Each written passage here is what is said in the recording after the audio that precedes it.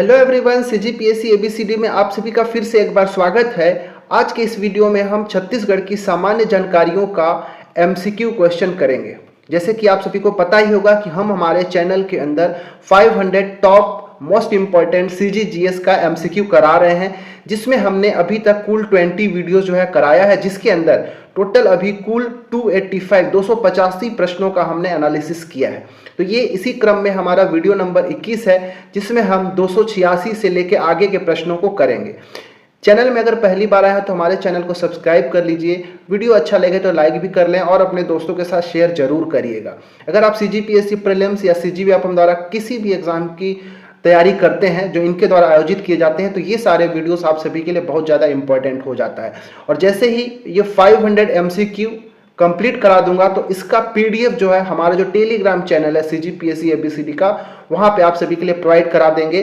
तो आप हमारे टेलीग्राम चैनल को भी जरूर ज्वाइन कर लीजिएगा, ये सारे एग्जाम के लिए इंपॉर्टेंट होगा। तो चलिए आज के इस वीडियो की शुरुआत करते हैं और बढ़ते हैं पहला प्रश्न की ओर, जो कि हमारा 286 नंबर का प्रश्न है।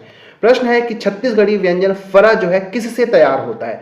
गेहूं के आटे से, चना के बेसन से, चावल के आटे से या फिर मैदा से? वीडियो को पॉज करके आप खुद से आंसर लगाने की कोशिश करें, इसके बाद चेक करें कि आपका कितना सही हो रहा है और लास्ट में कमेंट करके जरूर बताइएगा। ये प्रश्न जो है एग्जाम में पहले भी पूछा जा चुका है और प्रश्न आने की संभावना बनी रहती है। छत्तीसगढ़ी व्यंजन से भी कभी कभार प्रश्न पूछ लिया जाता है, तो ये छोटा सा टॉपिक है, इसको आप कंप्लीट जरूर कर लीजिएगा। अब बताइए कि फरा किससे बनता है? इसका सही आंसर है ऑप्शन नंबर सी, ये चावल के आटे से ये फरा बनता है। ये फरा दो तरीके से बनाया जा सकता है, एक जो है नमकीन वाला भी बनाया जाता है, ठीक है। फरा जो है एक नमकीन भी बनाया जाता है, एक मीठा वाला भी बनाया जाता है, ठीक है। नमकीन वाला बनाने के लिए क्या करेंगे, चावल का आटा तो रहेगा, साथ ही साथ इसमें नमक मिलाया जाता है और दोनों से स्ट्रक्चर किसी तरह का पतला पतला बना के, ठीक है, और उसको क्या किया जाता है, पकाया जाता है, भाप में पकाया जाता है, ठीक है। ये फरा बनाने के लिए भाप में, स्टीम में पकाया जाता है। मीठा के लिए क्या होगा, चावल का आटा तो रहेगा ही, उसके साथ साथ आप गुड़ मिक्स करके बनाते हैं और फिर उसको भाप में पकाते हैं, तो ये मीठा वाला फरा बन के तैयार होता है।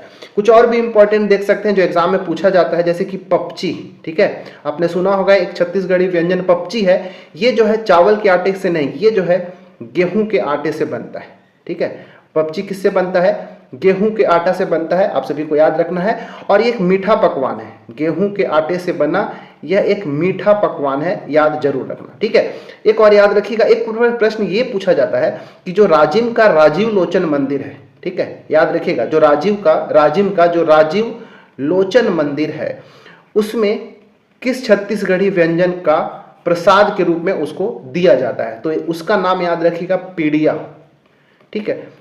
पीड़िया नामक जो छत्तीसगढ़ी व्यंजन है, इसको राजीव लोचन मंदिर में प्रसाद के स्वरूप दिया जाता है। और ये पीड़िया जो है ना, चावल और, ठीक है, चावल और गेहूं दोनों तरह के आटा से बनाया जाता है, ठीक है, दोनों प्रकार से बनाया जाता है, ठीक है।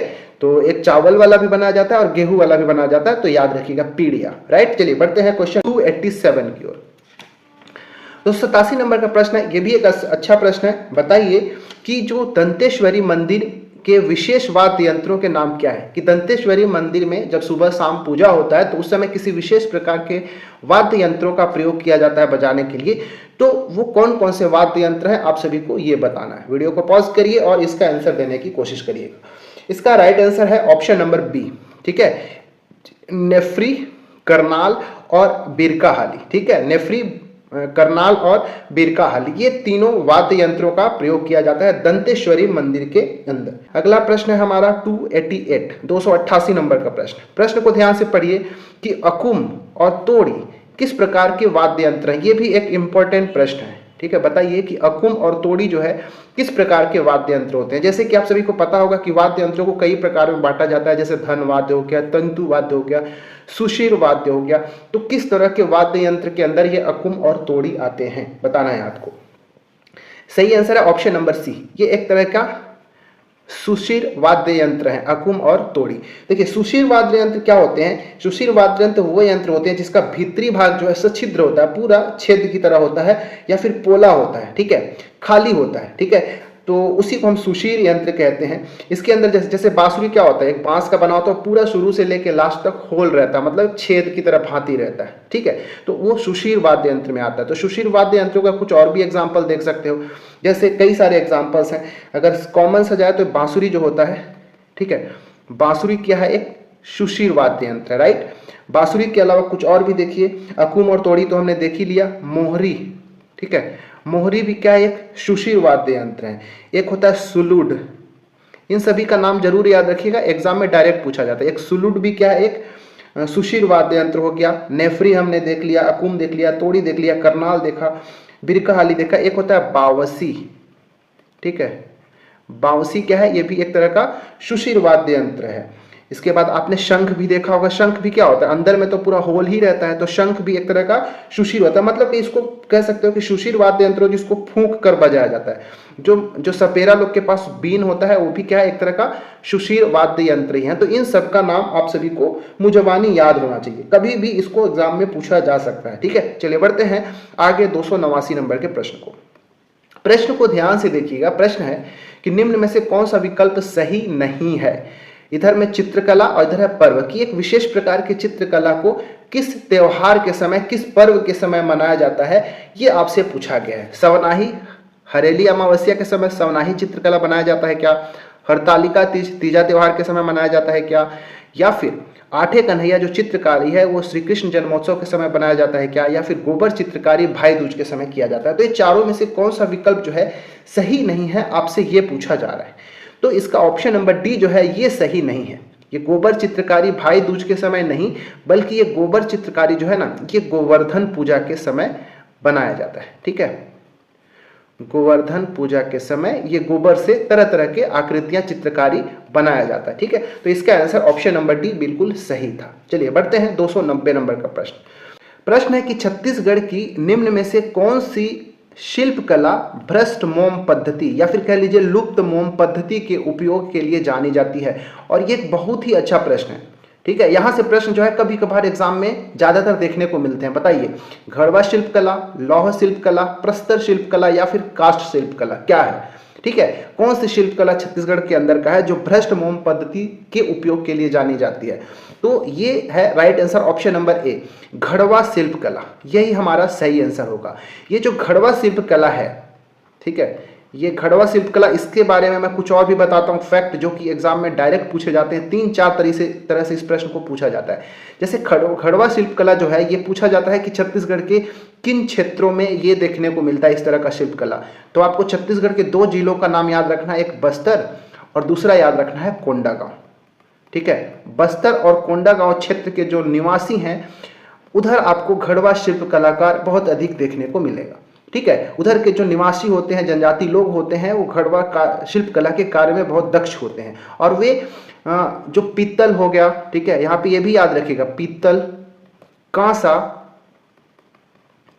और मोम, पीतल, कांसा और मोम, इन सब का प्रयोग करके बहुत ही सुंदर सुंदर मूर्तियों को डिजाइन करते हैं, कलाकृतियों को निर्माण करते हैं, ठीक है। पित्तल, कांसा और मोम, कई बार से आपको रांगा भी देखने को मिलेगा, ठीक है। तो पित्तल, कांसा और रांगा भी एक देगा, या फिर पित्तल, कांसा और मोम भी आपसे दिया जाता है। तो ऑप्शंस के अकॉर्डिंग आप पकड़ना अगर आपसे ऐसे प्रश्न पूछा जाएगा। एक प्रश्न ये भी पूछा जाता है कि कौन ऐसे व्यक्ति हैं जो घड़वा शिल्प कला के लिए सुप्रसिद्ध हैं, घड़वा शिल्पकार के लिए सुप्रसिद्ध हैं। तो उनका याद नाम जरूर रखिएगा, वो है स्वर्गीय श्री जयदेव बघेल। स्वर्गीय श्री जयदेव बघेल जो है ये घड़वा शिल्प कला के लिए प्रसिद्ध शिल्पकार है, ठीक है। तो आपको ये भी याद रखना चाहिए, ठीक है। चलिए अब बढ़ जाते हैं आगे 291 नंबर का प्रश्न है कि छत्तीसगढ़ के बस्तर जिले का प्रसिद्ध गोंचा पर्व किस माह में बनाया जाता है। Very very important question. इसका सही आंसर हो जाएगा हमारा ऑप्शन नंबर ए, ठीक है। आषाढ़ माह के अंदर ये गोंचा पर्व जो है प्रति वर्ष मनाया जाता है। बस्तर जिले का जो विशेष रूप से जगदलपुर क्षेत्र है, ठीक है, जगदलपुर जो है वहां पे इस गोंचा पर्व को विशेष रूप से मनाया जाता है। ये गोंचा पर्व जो है आषाढ़ माह के शुक्ल पक्ष की द्वितीया को मनाया जाता है। कब मनाया जाता है ये भी याद रखिएगा, गोंचा पर्व आषाढ़ माह के शुक्ल पक्ष के द्वितीया को इसको मनाया जाता है। अच्छा, ये जो गोंचा पर्व है इसकी शुरुआत किसके द्वारा की गई थी, आपसे ये भी एग्जाम में पूछा जा सकता है। तो जो काकतीय वंश के जो एक शासक हैं, ठीक है, बस्तर का जो काकतीय वंश है उन्हीं में से एक शासक हुए जिनका नाम है पुरुषोत्तम देव।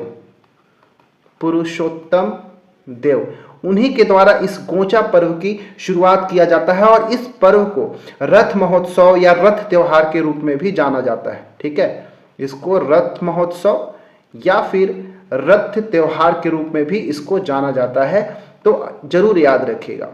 ठीक है, इस दिन होता क्या है कि एक्चुअली में इस पर्व में जो ग्रामवासी हैं जगदलपुर में आते हैं और श्री जगन्नाथ मंदिर की जो मूर्तियां हैं उनको सम्मान पूर्वक रथ के अंदर रखते हैं और इस रथ को चलाते हैं। 9 दिन तक रथ में रखी हुई जो मूर्ति होती है उसको 10वें दिन मंदिर में वापस लौटाते हैं और उस दिन आदिवासी जो है विशेष रूप से तुपकिया, एक नाम ये भी याद रखिए, क्या चलाते हैं, तुपकिया चलाते हैं। ठीक है, तुपकिया। ठीक है, तो ये सभी प्रश्न यहां से भी पूछा जाता है। बस्तर के जगदलपुर में विशेष रूप से मनाया जाता है। जो भी यहाँ पे मैंने फैक्ट बताया इन सबको आप नोट करके जरूर रखिएगा। ठीक है, चलिए आगे बढ़ते हैं। 292 नंबर का प्रश्न। 292 नंबर का प्रश्न है कि पंथी नृत्य किस जनजाति का परंपरागत नृत्य है। इसको वीडियो को पॉज करिए और उत्तर देने की कोशिश कीजिए। हालांकि जो प्रश्न जो है बहुत आसान प्रश्न है। बताइए किस जाति के द्वारा ये पंथी नृत्य जो है किया जाता है। उरांव, सतनामी, कोरकू या फिर डोरला, किसके द्वारा किया जाता है।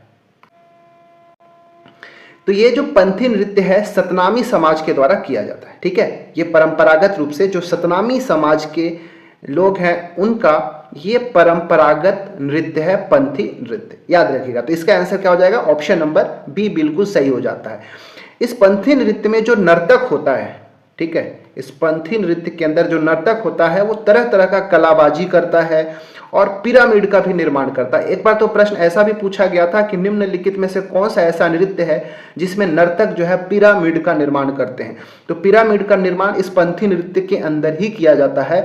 और इस नृत्य का प्रमुख विषय क्या होगा अगर पूछ दे, ठीक है, ये जो नृत्य है इसका प्रमुख विषय क्या है, तो इनका प्रमुख विषय जो है गुरु घासीदास का चरित्र चित्रण किया जाता है। ठीक है, गुरु घासीदास जी का चरित्र का इसका प्रमुख विषय है। ठीक है, गुरु घासीदास जी का जो चरित्र है इसका प्रमुख विषय है, आप सभी को याद रखिएगा। विशिष्ट अवसरों पर यह नृत्य को किया जाता है और विशेष करके जो गुरु घासीदास जी का जब जयंती आता है तो उस दिन इसको अच्छे से किया जाता है।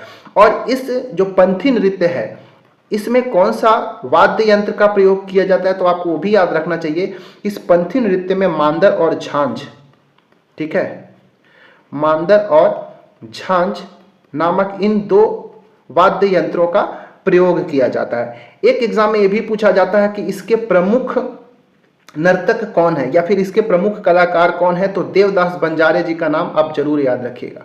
ठीक है, देवदास बंजारे ये प्रमुख पंथी कलाकार में से एक है। ठीक है, इसका आंसर था ऑप्शन नंबर बी। बढ़ते हैं क्वेश्चन नंबर 293 की ओर।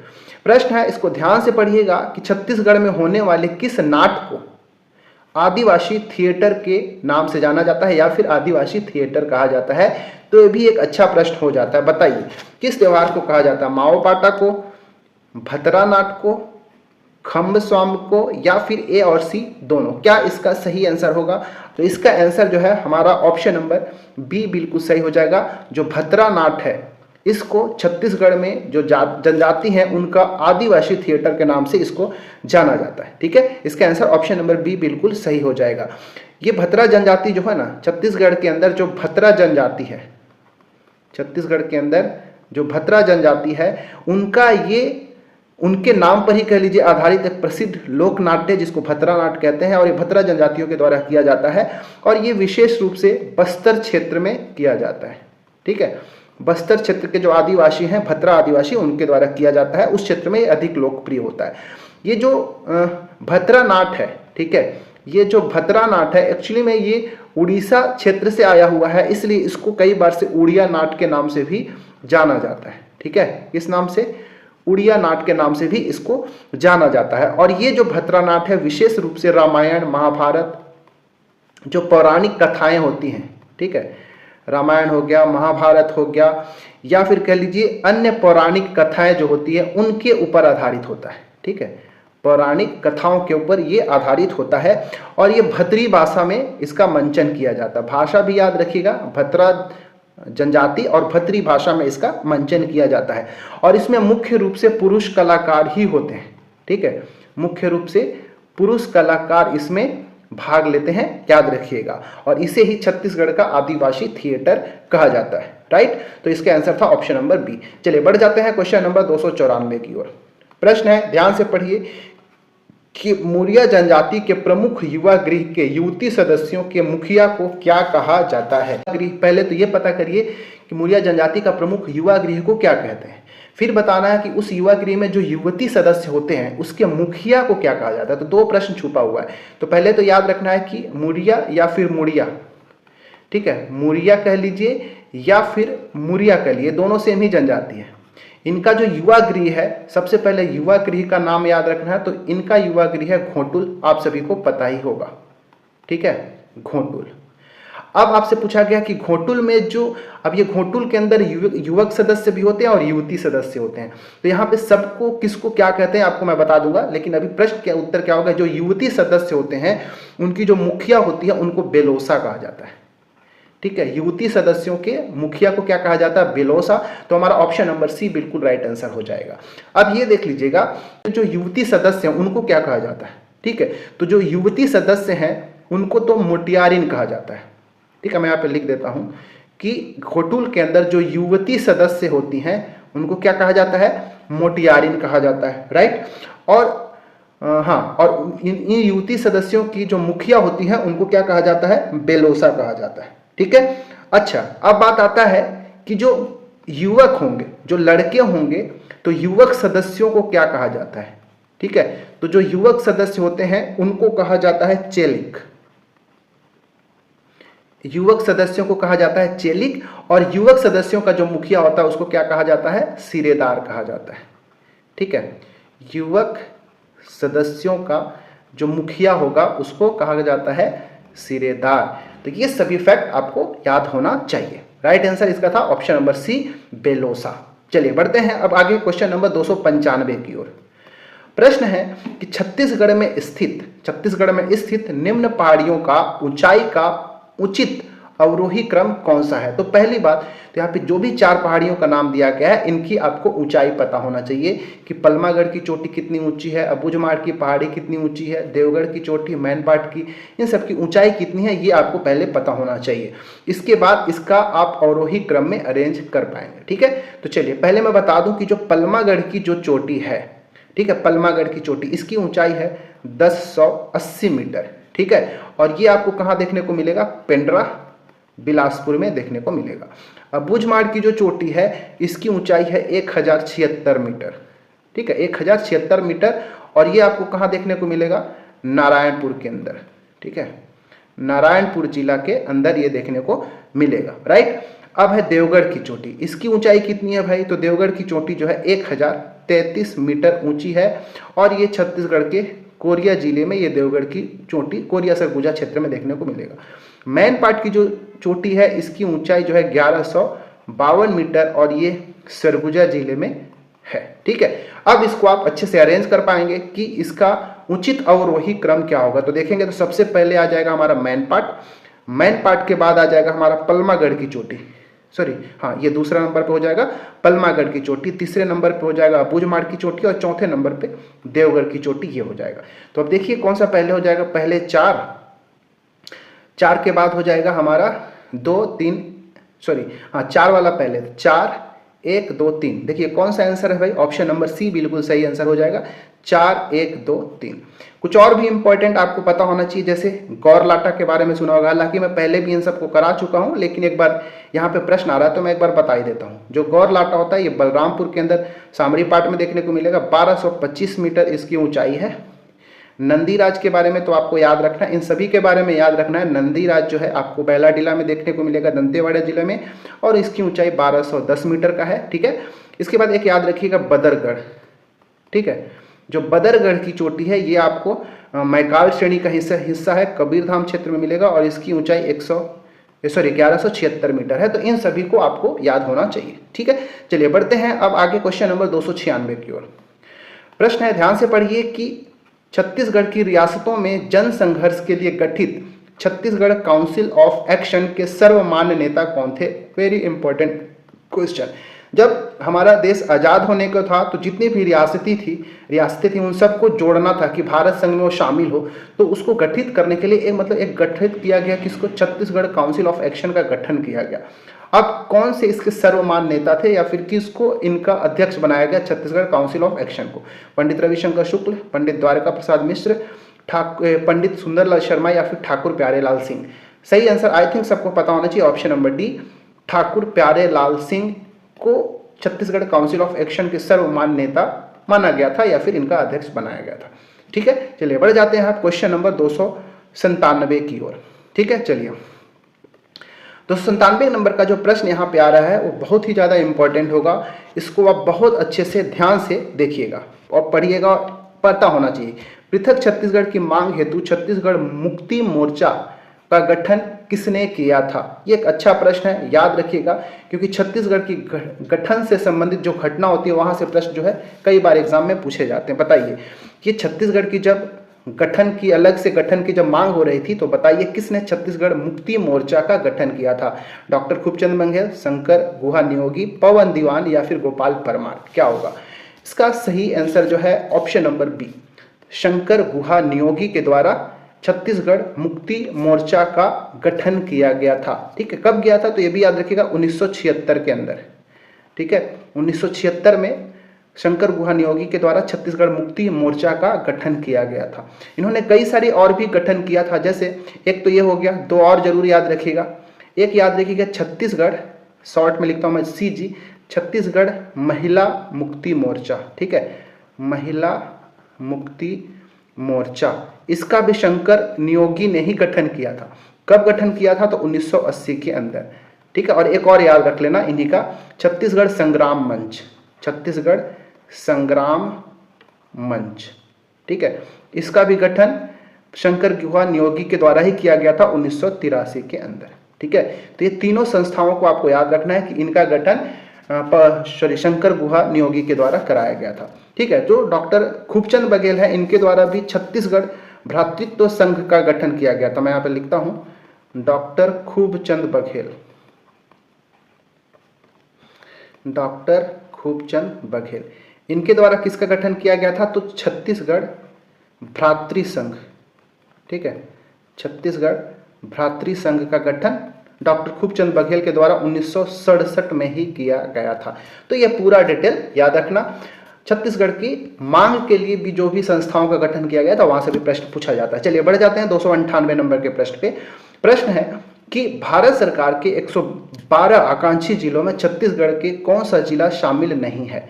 आप सभी को बता दूं कि पूरे देश भर में जो सबसे कम विकसित जिले हैं उनको जल्दी और प्रभावी ढंग से बदलने के लिए भारत सरकार के द्वारा 112 आकांक्षी जिलों को चुना गया है। उसी में से छत्तीसगढ़ के भी 10 जिले हैं। ठीक है, छत्तीसगढ़ के कितने जिले हैं? 10 जिले हैं। और उन्हीं 10 जिलों में कौन सा जिला शामिल नहीं है वो आपको पकड़ना है यहाँ पे, कांकेर, दंतेवाड़ा, कोरिया या फिर महासमुंद।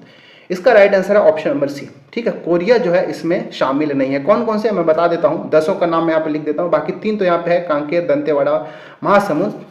फिर से मैं लिख देता हूँ, एक हो गया हमारा कांकेर। ठीक है, दूसरे नंबर पे कोंडागांव, याद रखिएगा, जो हमारा बस्तर संभाग है। ठीक है, बस्तर संभाग के 7 जिले। ठीक है, कांकेर, कोंडागांव, बस्तर। ठीक है, 3 हो गया। चौथा हो जाएगा हमारा सुकमा, 5वां हो जाएगा दंतेवाड़ा, 5 हो गया। 6वां हो जाएगा बीजापुर और 7वां हमारा बस्तर संभाग का कौन सा जिला बच गया? नारायणपुर। ठीक है, नारायणपुर। तो ये 7 के 7 जिले जो हैं ये तो बस्तर संभाग के हो ही गए, तो इनको तो शामिल किया ही गया है। उसके अलावा 3 जिले और हैं जो आपको नाम याद रखना। एक हो गया हमारा महासमुंद, तो यहाँ पे ये हो गया महासमुंद, लिख ही देता हूँ जब सब लिख रहा हूँ तो महासमुंद। ठीक है, 8 हो गया महासमुंद के बाद। 9वां याद रख लेना एक कोरबा, राइट। और 10वां एक आखिरी हो जाएगा राजनांदगांव। ठीक है, राजनांदगांव। और राजनांदगांव के अंदर तो अब तो 2 जिले हो गए, पहले बट गए थे तो अब 2 बट गए। तो राजनांदगांव के अंदर जो मोहला मानपुर अंबागढ़ चौकी है वो भी इसमें शामिल है, और जो खैरागढ़ छुई खदान गंडई केसी जी है ये भी शामिल है। ठीक है, तो ये पूरे के पूरे जो जिले हैं उनको शामिल किया गया है 112 आकांक्षी जिलों में, याद रखिएगा। चलिए बढ़ते हैं 299 नंबर का प्रश्न है यहाँ पे कि छत्तीसगढ़ का सबसे पश्चिमोत्तम बिंदु और सबसे पूर्वोत्तम बिंदु में कितने समय का समय अंतराल होगा। वेरी वेरी इंपॉर्टेंट क्वेश्चन, ये प्रश्न आपसे पूछा जा सकता है। ठीक है, जैसे कि आप सभी को पता होगा कि अगर मैं यहाँ पे थोड़ा सा आपको समझाऊं तो यह मान लेते हैं छत्तीसगढ़ का सबसे पूर्वी बिंदु है, और इधर हम मान लेते हैं ये वाला जो छत्तीसगढ़ का सबसे पश्चिमतम बिंदु है। पूर्व में अगर जाएंगे तो जो जशपुर है, ठीक है, जशपुर का जो गिरला स्थान है, गिरला ग्राम है, वो छत्तीसगढ़ का सबसे पूर्वी बिंदु है। उसी तरह अगर पश्चिम में जाएंगे तो जो बीजापुर का जो भद्रकाली है वो सबसे पश्चिमतम बिंदु है छत्तीसगढ़ का। राइट, अब इसका आप पूर्वी देशांतरीय विस्तार देखेंगे तो ये जो है ये 80 डिग्री 15 मिनट, ये इसका पूर्वी देशांतर है। ठीक है, 80 डिग्री 15 मिनट पूर्वी देशांतर पर बीजापुर का भद्रकाली स्थित है, और जशपुर का जो गिरला है ये 84 डिग्री 25 मिनट पूर्वी देशांतर पर ये स्थित है। ठीक है, और मैं बता दूं कि जितने भी देशांतर रेखाएं हैं तो दो देशांतर रेखाओं के बीच ये जो समय अंतराल होता है वो कितने घंटे का होता है आप सभी को पता होना चाहिए। तो 4 मिनट का अंतर होता है। कितने मिनट का? 4, मतलब दो कंसेक्यूटिव जो पूर्वी देशांतर होते हैं, ठीक है, उनके बीच में 4 मिनट का समय अंतराल होता है। तो अगर आप इनको यहां से यहां तक देखेंगे तो ये 4 डिग्री और 10 मिनट का आपको यहाँ पे अंतर देखने को मिलेगा। तो चर्चों के 16 मतलब 16 मिनट आपको ऑन एन एवरेज दिखेगा। मतलब मैं यहाँ से डायरेक्ट बता दूं ये कितने मिनट का अंतर होता है, तो 16 मिनट और 36 सेकंड का ये अंतर होता है, समय अंतराल है, याद रखना। तो ये आंसर हमारा ऑप्शन नंबर बी बिल्कुल सही आंसर होगा। ये एक नया प्रश्न आपको देखने को मिला होगा, इसको आप जरूर याद रखिएगा। ठीक है, चलिए अब बढ़ते हैं 299 हो गया 300वें नंबर का प्रश्न। ठीक है, 300 में हम पहुंच गए फाइनली। छत्तीसगढ़ का समुद्र तल से औसत ऊंचाई कितना मीटर है? यह भी एक इंपॉर्टेंट प्रश्न है। बताइए कि छत्तीसगढ़ का समुद्र तल से औसत ऊंचाई कितना है? 753 मीटर, 197 मीटर, 298.15 मीटर या फिर 500 मीटर। ये वाला तो एग्जाम में पूछा जा चुका है। 298.15 मीटर जो है ना, ये रायपुर का है। जो रायपुर शहर है उसका कितना है? 298.15 मीटर औसत ऊंचाई है समुद्र तल से। ठीक है, छत्तीसगढ़ का औसत ऊंचाई जो है वो 500 मीटर है। ऑप्शन नंबर डी बिल्कुल सही है, याद रखना भी आसान हो जाएगा। 500 मीटर ये हमारा जो छत्तीसगढ़ है उसका औसत ऊंचाई है। अच्छा, ये 753 मीटर क्या है? ये भी छत्तीसगढ़ का ही है। सबसे छत्तीसगढ़ में जो जशपुर शहर है, ठीक है, जो जशपुर है इसका ऊंचाई जो है सर्वाधिक है। ठीक है, सर्वाधिक औसत ऊंचाई कितना है छत्तीसगढ़ के अंदर? 753 मीटर। वो किसका है? जशपुर का है। और न्यूनतम किसका है? तो याद रखिएगा 197 मीटर है जो कि सुकमा का है। ठीक है, सबसे कम औसत ऊंचाई किसका है? सुकमा का है, जो मात्र 197 मीटर समुद्र तल से औसत ऊंचाई इसका है।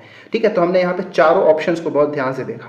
ठीक है, तो बस इस वीडियो में इतना ही करते हैं। हमने टोटल अभी तक इस 21 वीडियो के अंदर क्वेश्चन नंबर 1 से लेके क्वेश्चन नंबर 300 मतलब टोटल 300 MCQ मैं आप सभी को अभी तक करा चुका हूँ। और ये सभी MCQ, ज़्यादातर MCQ जो है मैंने खुद से तैयार किया है ताकि आप सभी का रिवीजन बहुत अच्छे से करवा सकूं। ठीक है, क्या आपने पहले का वीडियोस देखा है कि नहीं? अगर नहीं देखा होगा तो आप जरूर देखिएगा, आप सभी को बहुत मदद मिलेगा। आप कई जगह टेस्ट सीरीज खोज रहे होंगे अभी, ठीक है, कि कहीं से टेस्ट सीरीज मिल जाए, उसको हम टेस्ट देके देख लें, तो आप वीडियो के माध्यम से भी कर सकते हैं। ठीक है, और देखिए कि आप कितना तैयारी आपका हुआ है। राइट, ऐसे ही हमारे चैनल में कई सारे और मैं आप सभी के लिए अभी जो है 1 लाइनर क्वेश्चंस भी अलग अलग चैप्टर का लेकर आ रहा हूं, तो आप उसको भी जरूर देखिएगा। इसका भी मैं अलग से प्लेलिस्ट बना दिया हूं। और उसके अलावा जो मॉडर्न हिस्ट्री है छत्तीसगढ़ का, उसका भी लाऊंगा। और अभी जो है एक प्लेलिस्ट बनाया हूं छत्तीसगढ़ का 1885 से लेकर 1947 तक की जितना भी घटना हुआ था, ठीक है, उसके बारे में मैं वीडियो तैयार किया हूं। तो उसमें 3-4 वीडियो वो भी बना दिया हूं, तो आप वो भी जाके देखिएगा। इस सब के लिए अलग अलग प्लेलिस्ट बना हुआ है, जरूर देखिएगा। ठीक है, बस चैनल में पहली बार आया तो सब्सक्राइब कर लीजिएगा, वीडियो अच्छा लगे तो लाइक भी करें, दोस्तों के साथ शेयर भी जरूर करिएगा, और हमारा जो टेलीग्राम चैनल है उसको भी जरूर ज्वाइन कर लीजिएगा। मिलते हैं किसी और वीडियो में। Thanks for watching our video.